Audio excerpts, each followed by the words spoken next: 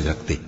اور اللہ ایک اور مثال بیان فرماتا ہے کہ دو آدمی ہیں، ایک ان میں سے گونگا اور کسی کا غلام ہے بے اختیار و ناتواں کہ کسی چیز پر قدرت نہیں رکھتا اور اپنے مالک کو دوبھر ہو رہا ہے. وہ جہاں اسے بھیجتا ہے کبھی اچھی خبر نہیں لاتا. کیا ایسا گونگا بہرا اور وہ شخص جو سنتا بولتا اور لوگوں کو انصاف کرنے کا حکم دیتا ہے اور خود سیدھے رستے پر چل رہا ہے، دونوں برابر ہو سکتے ہیں؟ اور آسمانوں اور زمین کا بھید اللہ ہی کے پاس ہے، اور اللہ کے نزدیک قیامت کا آنا یوں ہے جیسے آنکھ کا جھپکنا، بلکہ اس سے بھی جلتر. کچھ شک نہیں کہ اللہ ہر چیز پر قادر ہے.